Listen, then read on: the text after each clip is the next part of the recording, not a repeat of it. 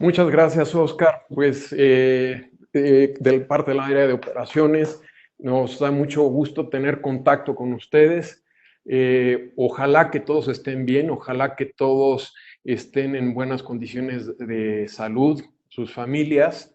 Y pues estamos viviendo una crisis no esperada. Entonces, para no hacer más preámbulo, me gustaría dejar a Arturo Orozco, que es profesor, obviamente lo conocen varios de ustedes, del área de dirección de operaciones, para hablarnos de la dirección de operaciones en tiempo de incertidumbre. Pues, adelante, Arturo. Muy bien en casa. Bueno, como ha comentado Miguel, pues espero que esta situación pase pronto, ¿no? Pues nada, nos volvamos a ver por acá juntos o nuevamente en IPADE para crear seguir creando esta comunidad de aprendizaje, ¿no? Y bueno, pues a ver, estamos en este segundo webinar, entiendo que es el segundo ya, ahora nos ha tocado el área de dirección de operaciones, ¿no? Y bueno, a ver, yo lo que quisiera es mostrarles un poco la agenda de lo que estaremos platicando el día de hoy. Hablaremos sobre disrupción básicamente, ¿no? Porque lo que nos tocó vivir ahora con el COVID-19, pues es un evento disruptivo, ¿no? Entonces, me gustaría profundizar en esto, o sea, de qué significa una disrupción, cómo la tendríamos que manejar en principio, algunas mejores prácticas.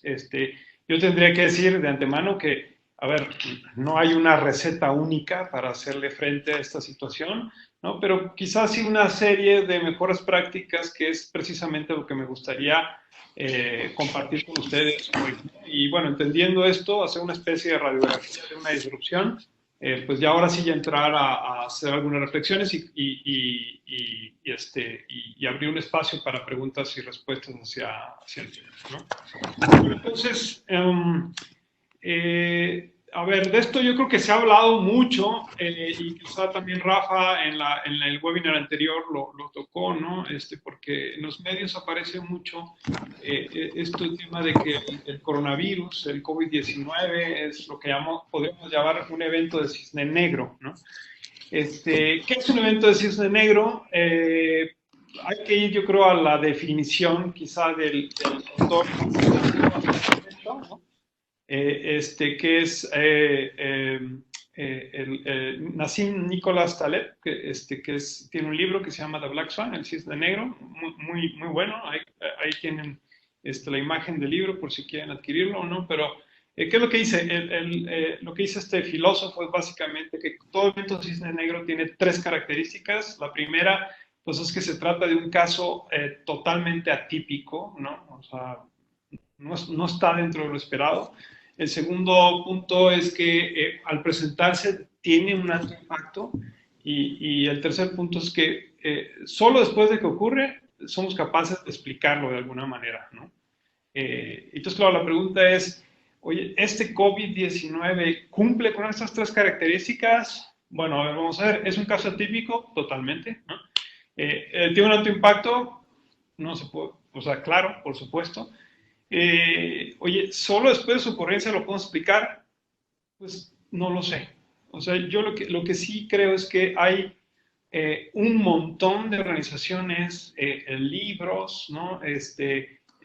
Incluso Bill Gates, ¿no? Y claro, tenemos la experiencia propia, aunque no en esta escala, del SARS, del MERS, por supuesto del H1N1, ¿no? Pandemias realmente toda la vida han existido, ¿no? Por lo tanto, decir que no lo esperamos, pues quizá puede ser muy aventurado, ¿no? Realmente sí era un evento esperado, ¿no? Pero quizá lo que era difícil es anticiparlo, ¿no? Y déjenme ponerles aquí unos ejemplos, ¿no? Esta es información del Foro Económico Mundial. Ellos, el Global Economic Forum, construyen una especie de reporte que le llaman de riesgos globales. Bueno, ¿qué tenemos? ¿No? Esto, ustedes verán ahí del lado izquierdo los riesgos globales que tenían y tienen la más alta probabilidad, ¿no? 2009-2010, pueden ver ahí lo que se pensaba, ¿no? que podría tener alto riesgo, y entre esos riesgos aparecía en tercer lugar una enfermedad, ¿no? Una enfermedad crónica, ¿no? ¿Qué pasa para 2019-2020?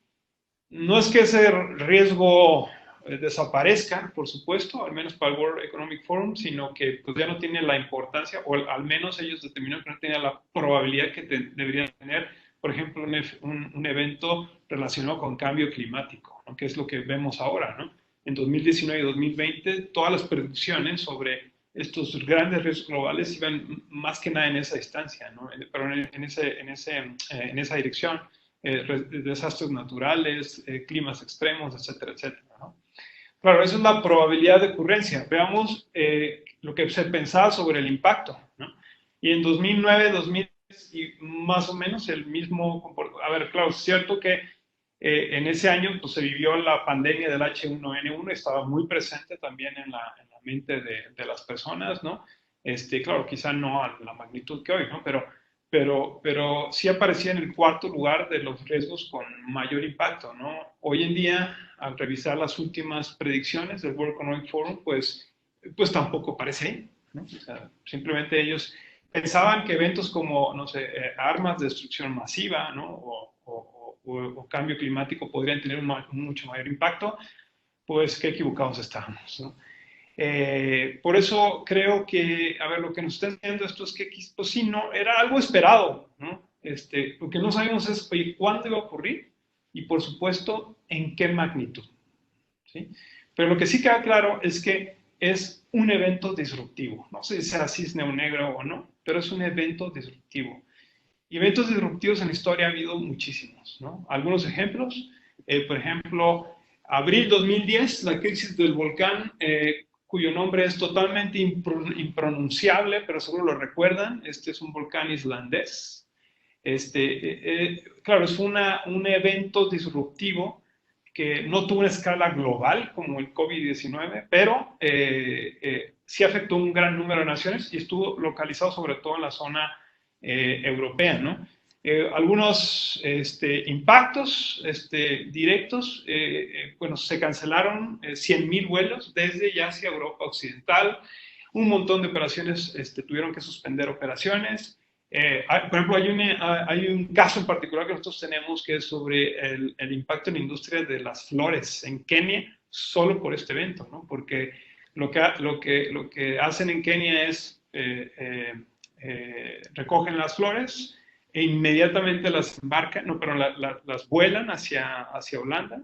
Y esto, claro, es horas, eso es una cadena sumamente rápida, ¿no? O sea, lo que no puedes es tener flores guardadas ahí, o sea, lo que recoges un día, al otro día en la mañana ya está vendiéndose en los mercados de Holanda, ¿no? Pero claro, con el evento pues simplemente paró totalmente a la industria y pues a buscar alternativas, que no había de otra, claro, con los tiempos que eso llevaba.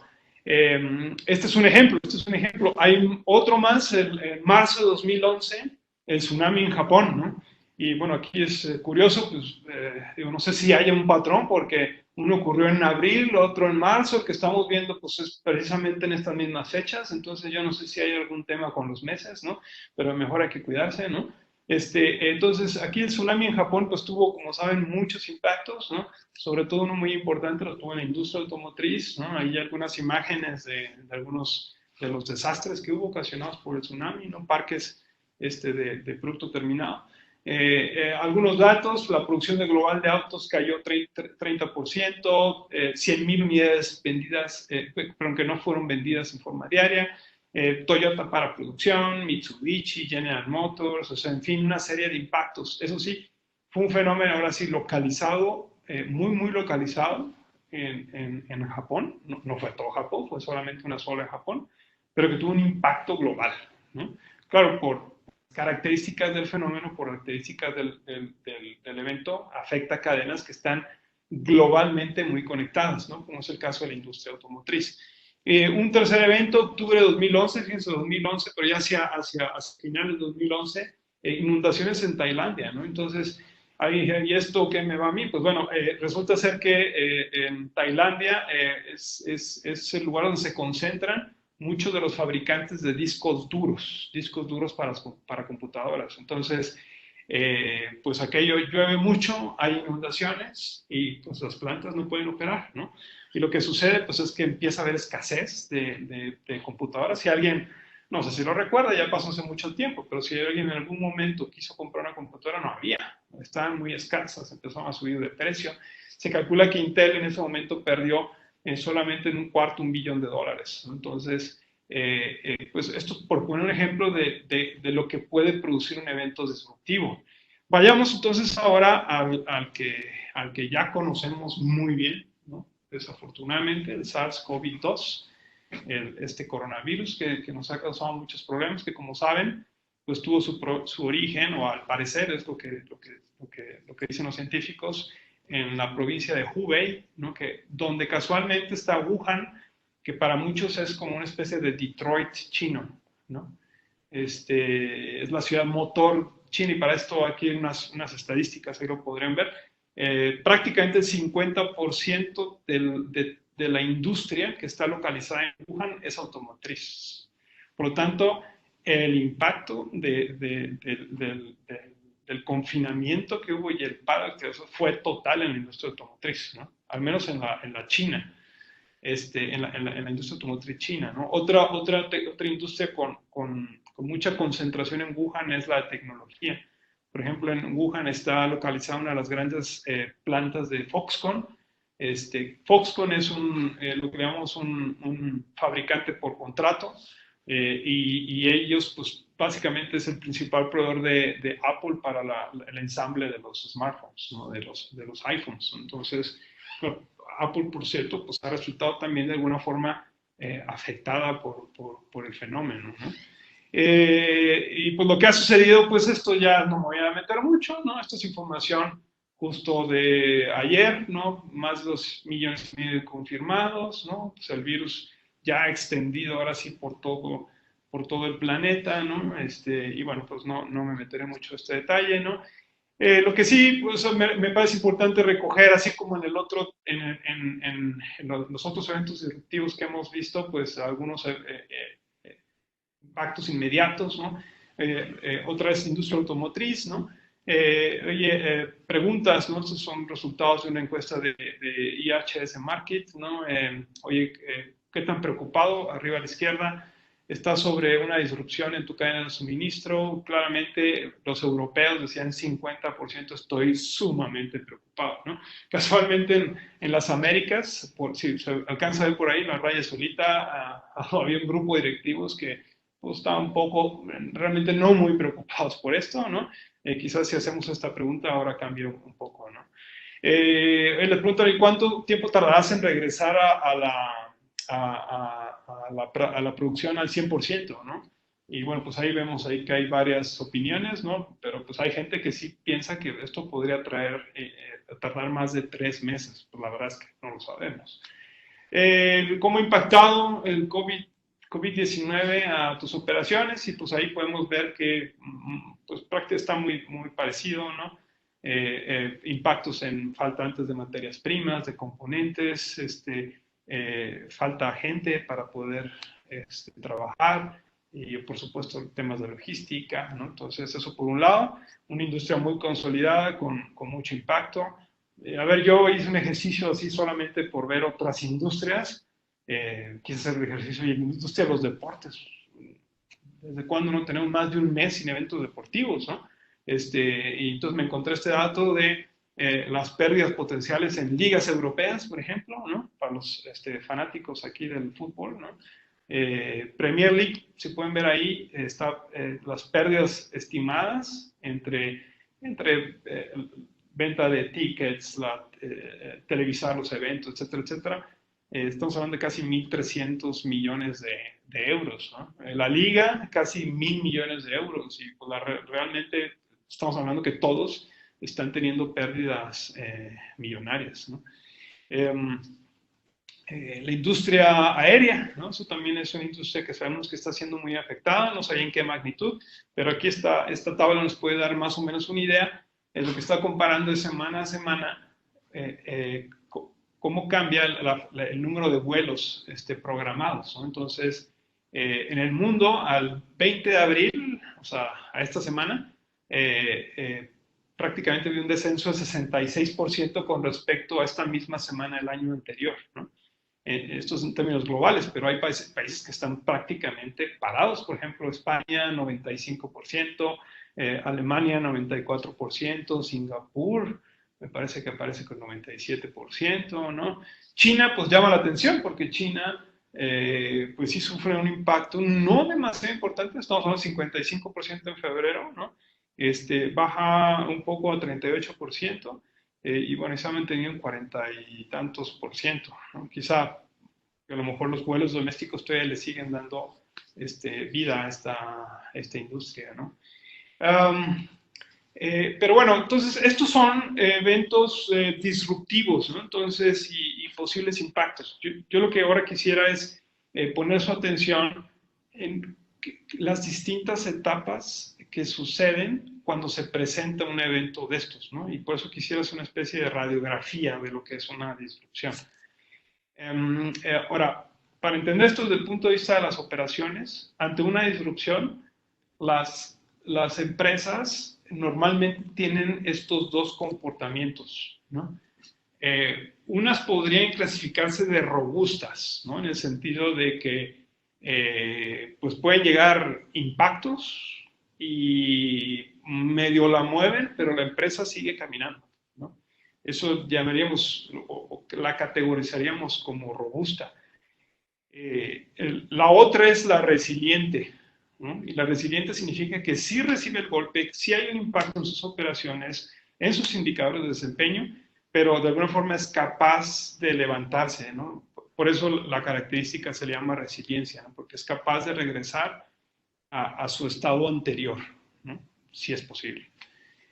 Yo me voy a concentrar en el lado derecho, en la resiliencia, porque quizás es justo lo que la gran mayoría de las empresas, no solo en México, sino en el mundo entero, están viviendo, ¿no? Y para eso permítanme hacer ahora sí esta radiografía, ¿no? Tenemos en el lado, en el eje de las Y, lo que ya, a ver, cualquier indicador de desempeño que ustedes quieran, no sé, ventas o margen, ¿no? Y del lado derecho tenemos, pero en el eje de las X, el tiempo, ¿no? Entonces vamos a ver qué es lo que pasa normalmente en el tiempo en toda disrupción. Me parece que este es precisamente el caso, ¿no? ¿Qué pasará? Bueno, pues a ver, pues, las ventas, el margen o cualquier indicador de desempeños tendrá el performance que uno espera, ¿no? Pero pues de repente viene el evento disruptivo, aparece el evento disruptivo, ¿no? Al aparecer el evento disruptivo, normalmente todos, en cierto grado de magnitud, resentimos el impacto, ¿no? Hay un impacto inicial, ¿no? Y a ver, y normalmente todos los eventos disruptivos son finitos, ¿no? Y es lo que esperaríamos que pasara aquí también, ¿no? Esto tendría que tener un principio y un final, ¿no? Pero claro, aún así pues hay un impacto, podría haber un impacto sumamente fuerte, ¿no? Entonces, cuando llega este primer impacto, ¿no? Uno lo que esperaría es que algunas empresas estén de alguna manera preparadas. Quizá ante esta crisis algunas pudieron verlo, ¿no? Y prepararse, ¿no? O sea, en la forma a lo mejor de, oye, algo nos dice que se podrían suspender operaciones, produzcamos un 20, un 30% más, por lo menos para tener algo que vender si nos paran operaciones. Solo las que lo vieron. La verdad es que con los egresados que hemos platicado, hay mucha gente que no lo vio venir, a pesar de que la noticia estaba por todos lados, ¿no? Bueno, pero esto es el evento, esa sería una fase de preparación. Lo que creo que la gran mayoría empezamos es aquí, ¿no? O sea, en la respuesta. Ante este evento disruptivo, ¿qué hacemos? ¿No? Esa es la primera respuesta que tiene la empresa. Algunos, con suerte, habrán tenido un protocolo de actuación.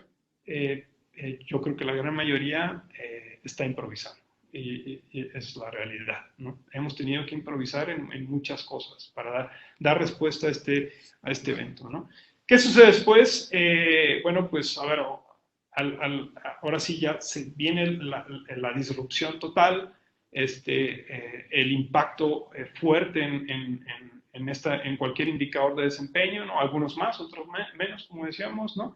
Pero ¿qué pasa? Pues al darse esto, ¿no? Ya al haber entrado en la fase de respuesta, digamos que alguien tendría que preparar la recuperación, ¿no? Eso sería esta fase de prepararse a la recuperación. A veces ocurre de manera paralela a la respuesta, a veces ocurre después, ¿no? Pero lo que sí es cierto es que si esa recuperación se lleva a cabo de forma adecuada, lo que esperaríamos es tener este comportamiento, ¿no? Sientes el golpe y de repente te puedes levantar poco a poco, en algunos casos un poco más rápido, en algunos casos tardará un poco más, ¿no? Y claro, al final del día, pues la pregunta será si hay un impacto en el largo plazo o no, ¿no? Entonces, me gustaría ya con esta radiografía empezar a hablar de estas etapas e intentar compartir algo de lo que nosotros hemos identificado que podrían ser mejores prácticas, ¿no? Respuesta, ¿no? Hablemos primero de la respuesta, porque otra vez, pues es lo que nos está tocando vivir justo en estos momentos. Lo que creo es que primero, esto requiere de un gran liderazgo. O sea, si aquí no existe, esto simplemente no se podrá salir de esta fase, ¿no? Entonces tiene que haber un liderazgo top-down, quizás el momento de centralizar, de establecer todos los mecanismos posibles de gobernanza. En muchos casos se han establecido los famosos cuartos de crisis, ¿no? Crisis rooms, o cuartos de emergencia, o comités de emergencia, en fin, tiene una variedad de nombres, ¿no? Pero prácticamente todo lo que buscan es pues, integrar equipos multidisciplinarios, ¿no? Que entre alguna manera entre todos encuentren soluciones para hacerle frente al evento disruptivo, ¿no? Estos cuartos de crisis pues tendrán que determinar de alguna manera pues el conjunto de acciones, ¿no? Qué escala tendrán esas acciones, a qué velocidad tendrán que hacerse, cuál es el alcance de esas acciones, ¿no? Es en estos momentos también cuando, a ver, si no lo has hecho, es el momento de identificar cuál es tu recurso escaso, ¿no? Cuál es el recurso crítico en la organización, ¿no?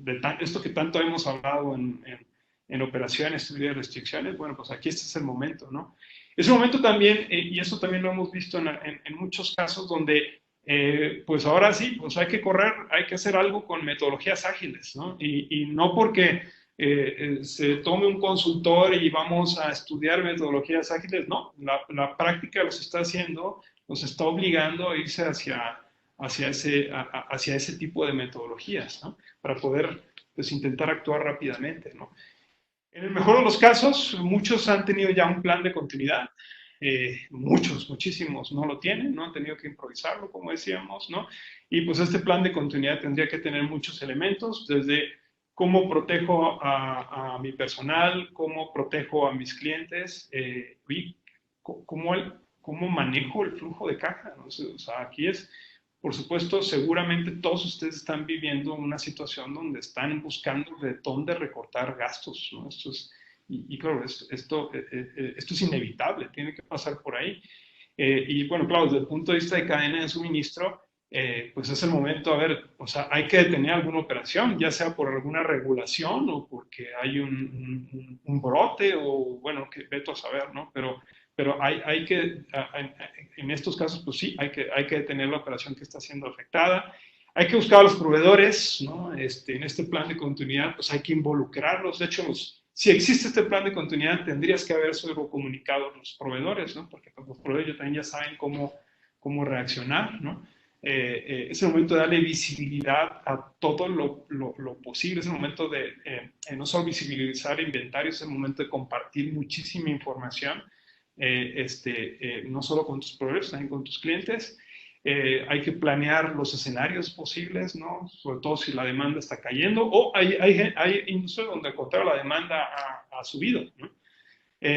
Y claro, el tema logístico no deja de ser importantísimo. Si tu empresa pues, aún sigue operando, seguro te encontrarás que importar y exportar ahora es una locura, ¿no? Las aduanas igual están saturadísimas, entonces, claro, todo esto tendría que estar de alguna manera ya contenido en este plan de continuidad, ¿no? a ver, intenté encontrar algunas estadísticas sobre ver cómo están haciendo frente las empresas a esto, ¿no? Hay una encuesta de PricewaterhouseCoopers que están haciendo los CFOs, súper reciente, esto es prácticamente en vivo, ¿no? Esto en particular me interesó porque es el caso de Estados Unidos y México, ¿no? Bueno, aquí pueden ver cuáles son las preocupaciones principales, ¿no? del financiero, ¿no? Y claro, la preocupación principal, por supuesto, es el tema del impacto financiero, ¿no? Los flujos, la liquidez de las empresas. También están preocupados por la recesión potencial. Yo creo que ya no es potencial, ya estamos entrando en ella.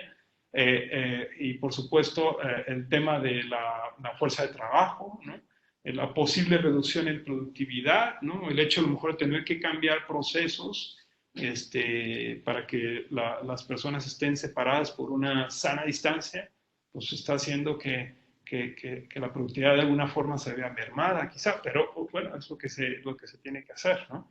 El tema de confianza de los consumidores, ¿no? En fin, ¿no? Bueno, ahora le pregunto, ¿te preocupan riesgos de ciberseguridad? Pues sí, pero creo que ahorita no está el foco ahí, ¿no? Luego también quise investigar, oye, ¿qué hicieron los chinos? Porque pues eso también hay que saberlo, ¿no? ¿Qué hicieron los chinos? ¿No? Y aquí hay un dato interesante, ¿no? Sobre medidas que se tomaron las empresas en esta primera fase para dar respuesta. Esto es en enero de 2020. Como saben, pues ellos fueron los primeros en sufrir esta disrupción. Y bueno, pues aquí podemos ver un poco lo principal, que es suspender operaciones. Pues sí, en algunos casos tuvieron que ocurrir despidos, reducción salarial, el tema de préstamos para poder financiarlos, ¿no? O incluso accionistas que tuvieron que inyectar dinero. La verdad es que creo que pues en el fondo quizá no es muy distinto a lo que estamos haciendo aquí, ¿no? Leía el caso, por ejemplo, de una empresa en China que tuvo que suspender operaciones. ¿Qué hago con mi fuerza laboral? Pues se buscó una industria donde sí estaba operando y pues la hizo de outsourcing, bueno, no prestó, más bien cobró por el servicio, pues fue una manera de generar ingresos, ¿no? En esos momentos, ¿no? Entonces, pues, la verdad es que yo creo que en estos casos, como decía al principio, no es que haya una receta, lamentablemente, y yo creo que lo más importante es la creatividad aquí, ¿no? Para poder encontrarle la forma de dar la vuelta a la situación, ¿no? Entonces, esta es primera respuesta, ¿no? Es el momento, creo, donde estamos, donde nos encontramos, ¿no? Aunque yo diría, en paralelo ya tendríamos que estar pensando en pues la recuperación, ¿no? Que es precisamente esta segunda fase, ¿no? ¿Qué tan larga será? ¿Qué tan corta? Yo creo que es muy difícil decirlo, ¿no? Lo que sí es cierto es que yo al menos podría identificar 4 escenarios que pues es algo que ya los economistas están hablando. Me parece que Rafa lo tocó también el tema, ¿no? Y aquí están los escenarios, ¿no? O sea, ustedes pueden ver aquí el escenario V-shape, ¿no? El famoso, la V, ¿no? Que es como el escenario quizá más optimista, ¿no? Donde hay un buen control del brote, hay una demanda deprimida que necesita ser satisfecha, ¿no? Ese sería, yo creo, que el mejor de los mundos, ¿no? No sé si ese se presentará o no, ¿no? El U-shape es quizá un escenario más moderado, o sea, lo que se piensa es que sí se recuperará la demanda de alguna manera, ¿no? Pero quizá tarde un poco más en hacerlo, es el escenario quizá más moderado, ¿no? Por eso decía. Pero el otro escenario es el L-shape, ¿no? Ese es donde pues no funcionó ninguna medida de confinamiento, no han funcionado las políticas económicas, etcétera, etcétera. Y claro, ese es el escenario donde nadie quisiera que estemos, ¿no? Ahí simplemente no habría, o sea, caímos y no regresaríamos, ¿no? Bueno, y el otro escenario, un cuarto escenario que se está trabajando es de la forma W, el W-shape, ¿no? Que lo que se prevé es que podría venir una segunda oleada de coronavirus y claro, la pregunta es, ¿estaremos preparados o no? ¿No? Y es precisamente, creo, esta fase, ¿no? Tanto esta segunda fase como la tercera, que ya hablaré, donde tendríamos que ya estar pensando en estos escenarios, ¿no? Por lo tanto, entonces, al planear cómo será la recuperación, yo creo que tendremos que pensar pues ya en concreto en tu industria, en tu empresa, cómo se debería, hoy en el escenario B cómo se vería, en el escenario U cómo se vería, el L cómo se vería, ¿no? Eh, y bueno, en esta recuperación donde las operaciones, pues ahora sí hay que reiniciarlas, ¿no? Para intentar escalar lo más rápidamente posible, ¿no? Ante un escenario optimista, por ejemplo, que se presente un aumento en la demanda, yo veo, hay como tres elementos que creo que son importantes durante esta fase de recuperación. La primera es que creo que es importante que estés monitoreando lo que está sucediendo. Eh, a ver, si no lo has hecho, vaya, no es con ver las noticias, ¿no? Esto es, hay que dar cierta estructura y enfoque sistemático, porque por ahí hay un montón de indicadores que nos pueden servir. Por supuesto, hay que estar viendo los datos que nos presentan todas las tardes, ¿sí?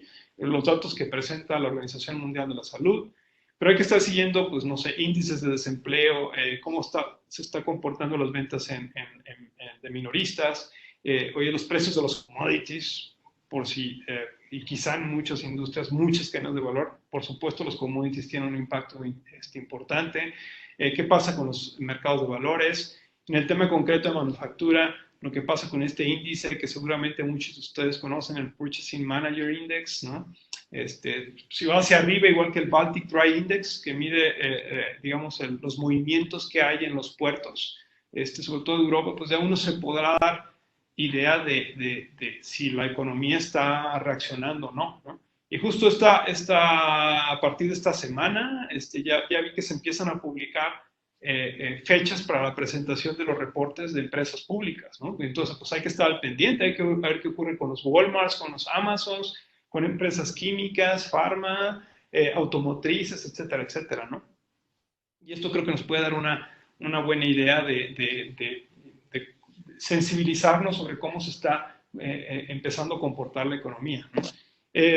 Segundo elemento, me parece que a estas alturas también tendríamos que tener nuestro libro de jugadas, ¿no? Pensando en los distintos escenarios, ¿no? Y este libro de jugadas, pues, tendría que considerar esos elementos, ¿no? O sea, a ver, en este libro de jugadas tendríamos que ya empezar a medir ciertos riesgos, ¿no? Identificar ciertos riesgos, ¿no? Desde, por ejemplo, a lo mejor ya hemos visto empresas o proveedores que se han ido a la bancarrota, ¿no? A lo mejor habrá muchos más, tendríamos que anticiparlos, ¿no? El efecto látigo, el famoso efecto látigo, lo recordarán en todos los cursos, ¿no? Pues ahora es el momento de valorarlo todavía más, ¿no? Sobre todo si eres parte de una cadena de suministro, ¿no? Porque ahora hay que tener mucho más visibilidad y mucha más coordinación entre todos los miembros de la cadena, sobre todo si lo que quieres es responder rápidamente. Ahorita hablaré un poquito más de esto. Revisitar el modelo de operación, ¿no? Esto es importante, te lo tienes que cuestionar otra vez. Me parece que hay que romper un montón de paradigmas. Como se dice, toda crisis, ¿no? Pues requiere también cambios importantes, ¿no? Hay que revisitar tu modelo de costos, ¿no? Hay que fortalecer alianzas, los ecosistemas, ¿no? La semana pasada tuve una conversación con el director del clúster automotriz de Nuevo León y pues lo que están haciendo es hacer ecosistema, hacer alianza. Uno solo no puede contra el mundo, entonces pues necesitan ahora sí más que nunca estrechar esos lazos, ¿no? Porque solamente en grupo, en colectividad pueden lograr acuerdos que si uno lo intenta hacer de alguna manera, ¿no? Y bueno, pues en eso están. Flexibilidad personal, ¿no? Pero creo una cosa muy importante es, y no olvidar aquí, y por eso vuelvo al tema del recurso crítico, ¿no? El éxito de la respuesta pues estará en función de encontrar el punto más débil de la cadena, ¿no? Así de fácil, ¿no? Y la cadena, toda la cadena, pues dependerá de ese punto débil. Hay que encontrarlo y hay que trabajar, por supuesto, con ese punto débil, ¿no? Y el tercer elemento, componente, por supuesto, tiene que ver clarísimamente con el flujo de caja, ¿no? O sea, aquí tenemos que pensar en cómo financiar esa recuperación. ya sea porque podría ser muy fuerte, algunos podría ser ese caso, ¿no? O algunos podría ser todavía mucho más larga la recuperación, ¿no? Entonces, pues sí hay que, seguro ya lo estás pensando, ¿no? Pues hay que buscar esas fuentes de financiamiento, ¿no? Para invertir en capital de trabajo, comprar inventarios, partes, contratar, no lo sé, ¿no? Pero sí tendrías que tener pensando, pues, oye, cómo esos esquemas de financiamiento, cómo los debería desarrollar. Y bueno, claro, también, a pesar de estar pensando en la recuperación, creo que también es el momento de empezar a preparar la siguiente crisis. No hay que tardarse más, ¿no? Y eso es precisamente la tercera fase de esta radiografía, la prevención o la preparación para el siguiente evento disruptivo, ¿no? Aquí hay varios autores, ¿no? Que lo que dicen es, a ver, hay que cuestionarnos cosas, ¿no? Entonces, hay tres preguntas básicas, ¿no? A la hora de intentar hacer este plan de prevención, ¿no? Sobre todo de eventos disruptivos. Hay una cantidad de riesgos allá afuera, por supuesto ustedes lo saben, ¿no? Pero en particular eventos disruptivos, ¿no? Que tienen esta naturaleza. Y las tres preguntas, pues aquí la ven, ¿no? ¿Qué pueden salir mal? ¿Qué tan probable es que esto salga mal? ¿Cuáles serían las consecuencias? ¿No? Y en base a eso se hace esta matriz, ¿no? Que es como una especie de mapa de vulnerabilidad, ¿no? Sería bueno que igual te tomes unos 5 o 10 minutos para hacer este ejercicio, ¿no? ¿Qué es este mapa de vulnerabilidad? Pues eso significa identificar, pues es una serie de eventos, ¿no? En tu negocio que podrían tener una alta probabilidad de ser disruptivos, una baja probabilidad, una cierta probabilidad de ser eventos disruptivos, por un lado, ¿no? Y por el otro lado, el impacto que esto podría tener para tu empresa, ¿no? Entonces, pues si pensamos, si lo hacemos en manera de cuadrantes, ¿qué tendríamos? ¿No? Eventos de alta probabilidad de disrupción con un alto impacto a la empresa, ¿no? Pues este es el día a día, pero con un bajo impacto a la empresa es el día a día de las operaciones, ¿no? Esto tendría que de alguna manera estar ya en el diseño de tus procesos, ¿no? Proveedores que se tardan mucho, no sé, pues construye más inventario de seguridad, ¿no?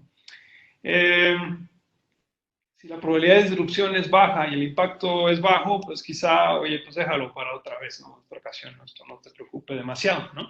Pero lo que sí está claro es que en los otros cuadrantes, esos eventos de alto impacto, ya sea que tengan probabilidad alta o baja, deberían requerir un cierto grado de planeación sobre la respuesta y la continuidad y, por supuesto, de la recuperación, ¿no? Ahora, claro, la pregunta, me preguntan Arturo, pero yo nunca pude prever el coronavirus. Pues no. La realidad es que hay un montón de eventos que no conocemos, que estarán por ahí, ¿sí? Yo creo que lo que sí es importante es que al menos tengamos ese plan de respuesta, ¿no? Lo que sea, ¿no? Porque ese lo que sea seguramente podrá ser mejor que no tenerlo, ¿no? Y eso es precisamente lo que dice esta fase, ¿no? Y lo que dice esta fase es que en la fase de prevención tendremos que ser lo suficientemente buenos para crear resiliencia, ¿no? ¿Qué significa resiliencia? Bueno, ya lo platicaba, ¿no? Es pues esa capacidad de regresar al estado original de una empresa, ¿no? Y yo diría que la resiliencia está en función de dos cosas, tu posición competitiva y tu grado de respuesta, ¿no? ¿Y por qué esto es importante? Porque si tu posición competitiva es débil y tu grado de respuesta puede ser alto por esta prevención que has hecho, y si los otros no lo hicieron, pues lo que vas a hacer es ganar el mercado, ¿no? Cuando las cosas regresan a la normalidad. Por el contrario, si tu posición competitiva es débil y no tienes este alto grado de respuesta, pues por supuesto simplemente podrás perder toda posibilidad, ¿no? De estar en el negocio. Eh, Creemos que la resiliencia se puede dar, como se muestra en la filmina, a través de dos maneras. Una es redundancia y la otra es flexibilidad. Redundancia, pues es esto, yo le digo la fuerza bruta, un montón de inventarios, muchísimos proveedores, un montón de capacidad en exceso. Claro, el problema es que esto puede ser demasiado costoso. Por lo tanto, la segunda alternativa de crear flexibilidad esto que también mucho hablamos en sesiones, pues parece ser que puede ser la manera más inteligente, ¿no? Para poder crear esta resiliencia, ¿no? Y por flexibilidad, ¿a qué me refiero? Bueno, aquí hay un montón de cosas y creo que pues también es cierto que con todos ustedes recordarán, pues hemos trabajado un montón de casos, el Toyota, el Inditex, Zara, etcétera, etcétera, ¿no? Sobre cómo estas empresas están construyendo flexibilidad, ¿no? Y aquí lo podríamos ver en varias cubetas, ¿no? Por ejemplo, suministro, ¿no? Entonces, oye, múltiples proveedores para partes críticas, ¿no? No tengas uno, ¿no? O si tienes uno, cuida que esa relación sea muy fuerte, ¿no? Eso es muy, muy importante, ¿no? Procesos estandarizados, intercambiables. Oye, si te pasa algo aquí, oye, que ese proceso lo puedas mover a otro lado para que la empresa siga operando, ¿no? Esa es una medida, ¿no? Crea plantas flexibles, ¿no? Por ejemplo, Toyota, ¿no? Oye, está en Guanajuato, produce para el mercado de Norteamérica principalmente, llega un evento disruptivo, ¿no? Y le dicen, oye, ¿sabes qué? Ahora necesito que produzcas para Japón, no lo sé, ningún problema, ¿no? Hago algunos cambios y ya me pongo a producir. Con eso nos referimos a flexibilidad. Claro, eso requiere, pues, gente que sea multihabilidad, ¿no? Para que en determinado momento lo pases de un lado para otro y esto siga operando, ¿no? Oye, servicio al cliente, ¿a quién atiendo primero ante un evento disruptivo? Pues algo nos dice que tendrías que tener un proceso de asignación de prioridades, ¿no? ¿En base a qué? Bueno, pues tú defines los criterios, pero esos criterios tendrían que ser los más equitativos, ¿no?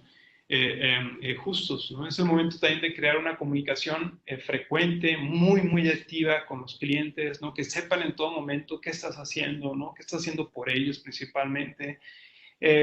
Sistemas de control, así como hablamos de que tendrías que estar monitoreando cómo va la recuperación, pues también tendrías que tener un monitoreo de esas señales que te podrían hablar de que se viene una disrupción. A veces no se ve, y a ver, es lo que pasó ahora, ¿no? Se pensaba que era un evento lejano, finalmente llegó, ¿no? Algunos sí tomaron medidas porque vieron que estaba pasando algo, otros, quizá la gran mayoría, no se hizo, ¿no? Y claro, hay también aquí un tema importante de siempre estar cuestionando las decisiones anteriores, ¿no? Dentro de esta etapa también se invita a que hagas pruebas de estrés, ¿no? ¿A qué me refiero con pruebas de estrés? Pues que crees escenarios. Oye, ¿qué pasaría si la demanda sube 20%? ¿Qué pasaría si la demanda baja 30, 40%? ¿Qué pasaría si no me paga si no me paga el otro? Etcétera, etcétera, ¿no? Entonces, esos escenarios, pues, hay que verlos como experimentos muy, muy bien pensados. Pongo el ejemplo de Amazon. Amazon, por ejemplo, lo que hace es aprovechar las épocas de demanda baja, ¿no? Para simular épocas de demanda alta, ¿no? Entonces crea una demanda artificial, le mete presión al centro de distribución y lo que hace es básicamente ver cómo responde, ¿no? Porque lo que tú gustaría es que respondiera de una manera eficaz, ¿no? Entonces, ahora, ¿cuándo hacer las pruebas de estrés? Pues creo que es, o por supuesto, no sé si al momento, tú lo verás, ¿no? O hay que esperar que pasen algunos meses, pero definitivamente, si quieres prepararte para una eventual segunda crisis, hay que pasar por un momento en que tendrías que probar este nuevo sistema que se ha diseñado, ¿no? Y bueno, ya para terminar, y ya abrir el espacio a preguntas y respuestas, pues quedaría esta cuarta fase que es, oye, a ver, ¿cuál sería el impacto en el largo plazo una vez ya pasada la disrupción? Y es lo que, pues en el mundo se habla sobre la nueva normalidad, ¿no? Y es, pues esto, ¿no? O sea, ¿cómo competiría yo en la nueva normalidad? Yo creo que a estas alturas, pues nadie sabe realmente cuál va a ser esa nueva normalidad. Creo que hay que aprender de lo que estamos viendo, ¿no? Por eso decía que hay como experimentos sociales en curso. El trabajo remoto, por ejemplo, ¿no? Eso se quedará, pues a lo mejor si le viste utilidad en esto, a lo mejor será el día a día. Hay un filósofo muy importante, Noah Hariri, que escribió Homo Deus, Homo Sapiens. Le preguntaron recientemente que qué pensaba que sería la nueva normalidad, y lo que dijo es, pues, la realidad es que nosotros la estamos construyendo, ¿no? En estos momentos estamos construyendo esa nueva realidad, ¿no?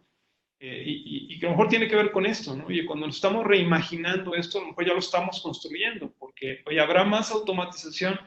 Pues no sé si a lo mejor estás decidiendo que tendrías que automatizar más tus procesos, y si ves que eso está funcionando, pues igual se va a quedar, ¿no? Oye, ¿el IPADE va a hacer más sesiones en línea? Pues no lo sé, estamos aprendiendo de esto, ¿no? Y quizá a lo mejor seguimos así, o vamos a una alternativa con mezcla, ¿no? Entre presencial y en línea, no lo sé, ¿no? Pero pues podría ser que saquemos una gran aprendizaje de esto, ¿no? ¿Será el final de la globalización?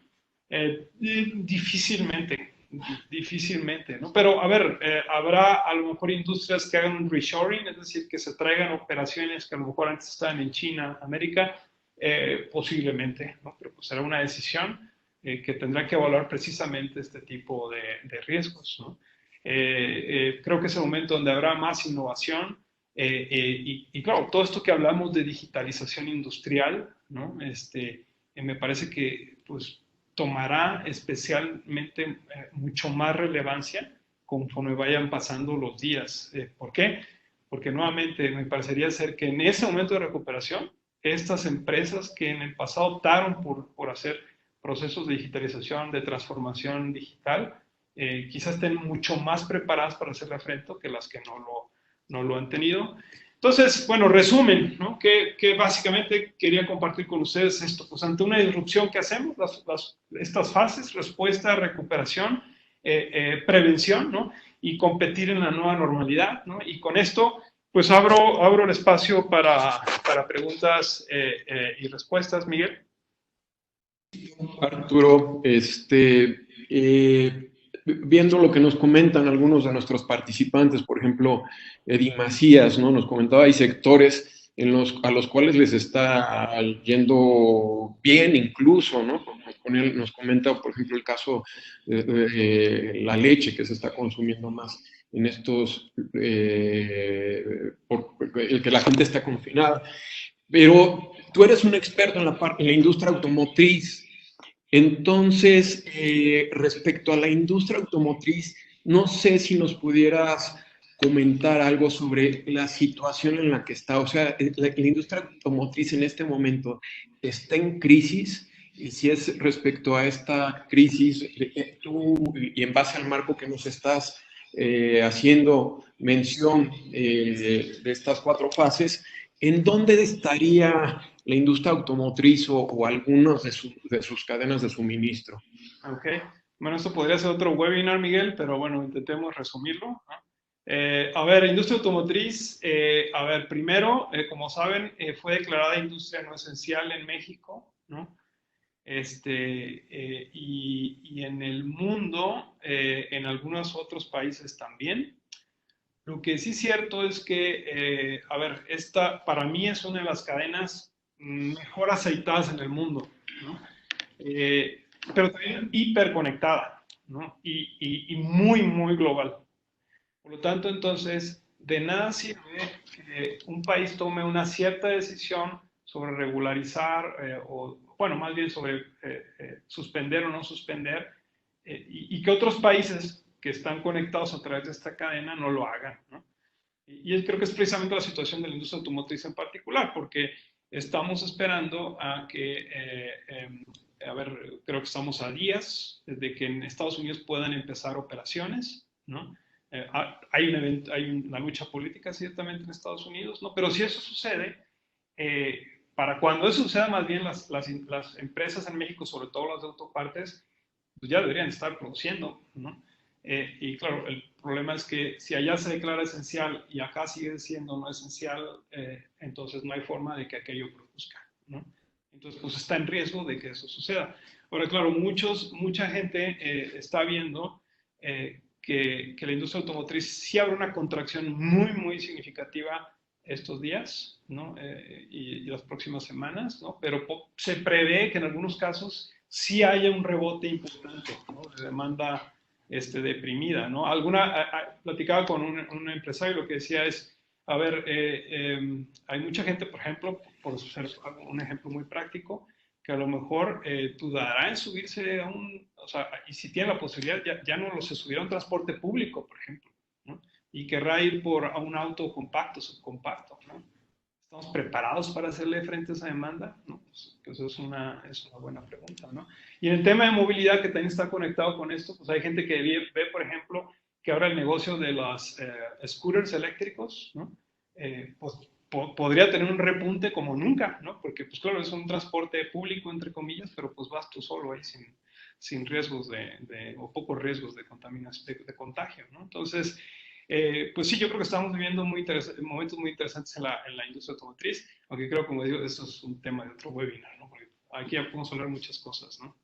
Bueno, Miguel, no sé si hay otra pregunta más. Sí, no, hay bastantes, la verdad es que hay bastantes comentarios. Por ejemplo, acerca de esto decías que hay que inventar una nueva normalidad, ¿no? Y Salvador nos decía, Salvador Chávez, que también es un momento de oportunidad, ¿no? Es un momento de sentar las bases para hacer un país más atractivo con manufactura, por ejemplo, con respecto a China, ¿no? Que es momento de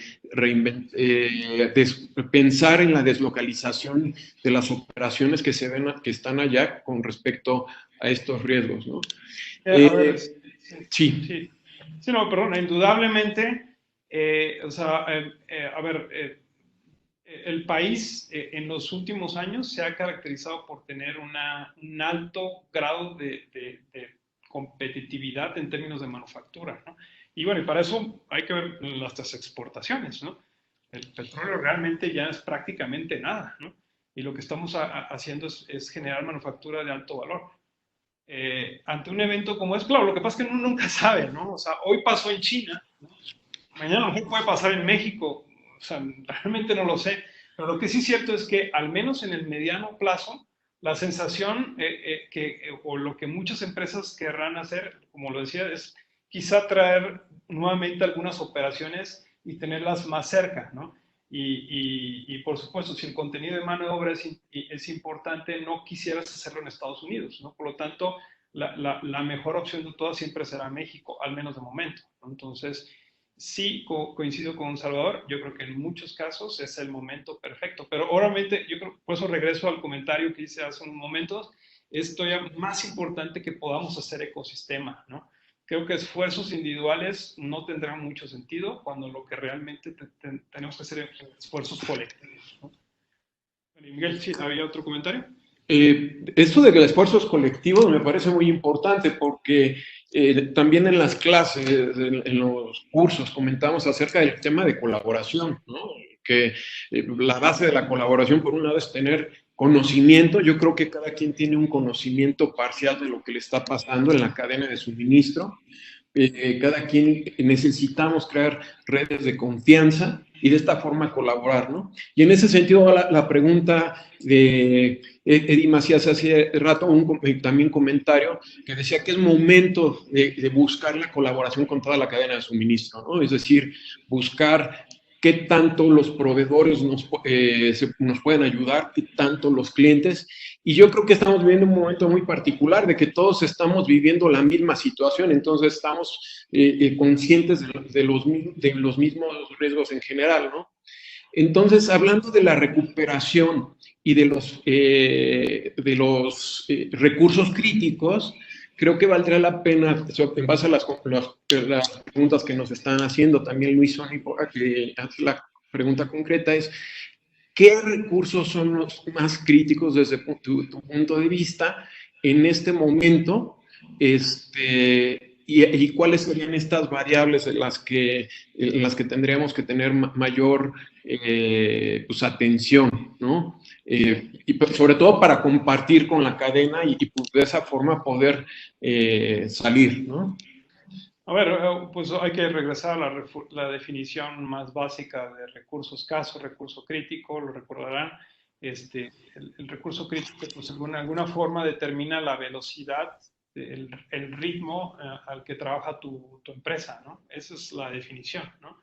¿Y cuál es el recurso crítico? Pues puede ser una máquina, una planta, puede ser un grupo de trabajo, un directivo, ¿no? Que toma decisiones, ¿no? Puede ser el presupuesto también, ¿no? Pero yo creo que sí, la pregunta que hay que hacerse, oye, bueno, a ver, esta empresa, ¿a qué ritmo trabaja? ¿No? Lo que el ritmo, la medida que tú quieres ponerle, no sé, ventas, producción, ¿no? Etcétera.